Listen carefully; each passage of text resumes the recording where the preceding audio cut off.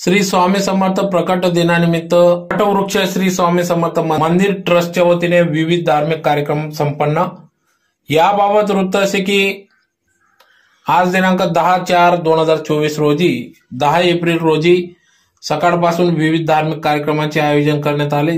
धुळे शहरातील वटवृक्ष श्री स्वामी समर्थ मंदिर सिद्धेश्वर गणपती मंदिराजवळ गणपती पूल या ठिकाणी या मंदिराजवळ विविध धार्मिक कार्यक्रमांचे आयोजन करण्यात आले, ज्यात प्रामुख्याने सकाळी 9 ते 10 दरम्यान स्वामींच्या मूर्तीची व पादुकांचा अभिषेक करण्यात आला।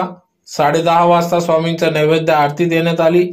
11:15 वाजता हवन कार्यक्रम घेण्यात आला, तर 3 ते सायंकाळी 7 वाजेपर्यंत स्वामींची भव्य अशी पालखी मिरवणूक संपूर्ण परिसरातून काढण्यात आली। अतिशय ढोल ताशांच्या गजरात नाचत गाजत भक्तिमय वातावरणात सहज पालखी मिरवणूक काढण्यात आली।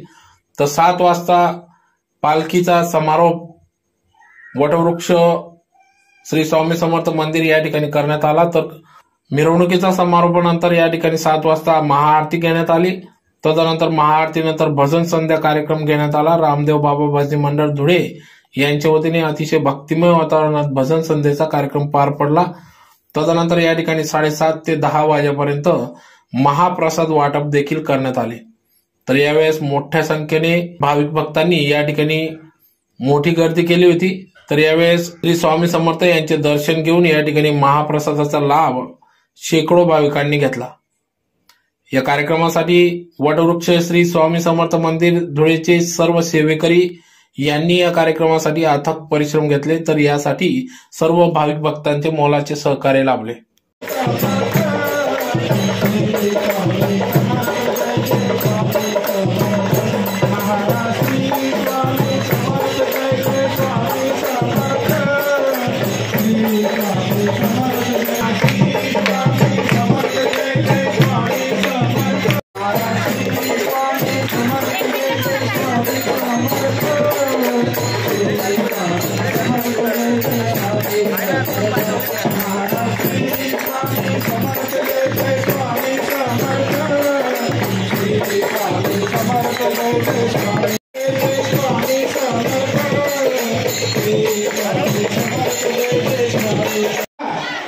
मंदिराचा परिसर स्वच्छ ठेवा। चला लवकर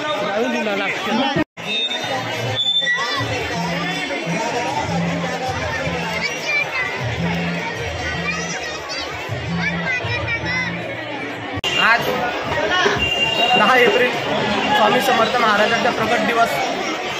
दरवर्षाप्रमाणे याही वर्षी आम्ही स्वामी समर्थ महाराजांचा प्रकट दिवस हा साजरा करण्यात आलेला आहे। आज सकाळपासून सकाळी 8:30 वाजेला सुरुवातीची एक आरती झालेली पहिली, त्यानंतरचं होम हवन झालेलं आहे, त्यानंतरची 10:30ची नैवेद्य आरती ही नेहमीप्रमाणे झालेली आहे, नेहमी होत असते। त्याचनंतर पालखीचा हा सोहळा होता, तो 4 वाजेपासून तर सायंकाळी 6:30 वाजेपर्यंत पालखी समाप्त झालेली आहे। या ठिकाणी आपण होऊन या ठिकाणी सांगता झालेली आहे। 7 वाजेची जी आरती आहे ती परत नैवेद्य आरती ही 7 वाजेची आरती ही सुरुवात झालेली आहे। बरेचसे भाविक या दरवर्षाप्रमाणे यावर्षी येत राहिलेले आहेत आणि यावर्षी असं अमाप हजारोच्या संख्येने स्वामी समर्थ महाराजांच्या आरतीसाठी व प्रसादासाठी आलेले। तसेच आरती ही झाल्यानंतर आम्ही महाप्रसादाचा भंडाराचा कार्यक्रम हा आयोजित केलेला आहे आणि तो आता चालू झालेला आहे। तरी देखील भाविकांनी त्या महाप्रसादासाठी खूप संख्येने प्रसादासाठी आलेले आहेत व दर्शन घेत आहेत। त्यानंतर भजनाचा कार्यक्रम हा देखील ठेवण्यात आलेला आहे। रामदेवजी बाबा भजनाचा कार्यक्रम हा दरवर्षाप्रमाणे याही वर्षी ठेवण्यात आलेला आहे। त्याच पद्धतीने हजारो सेवेकरी हे भजनाचाही लाभ घेत आहेत आणि तसेच देखील आपण बघू शकतात आतापर्यंत खूप गर्दी झालेली आहे आणि आता होत चालली, वाढतच चालली। तसेच भाविक स्वामी समर्थ महाराजांच्या दर्शनासाठी खूप जास्त पद्धतीने वाढत चाललेले, सेवेकरी वाढत चाललेले आणि महाराजांचा आशीर्वाद सदैव सर्व सेवेकरींना लाभत आहे आणि सतत लाभो स्वामी चरणांची आमची हीच प्रार्थना आहे। श्री स्वामी समर्थ महाराज।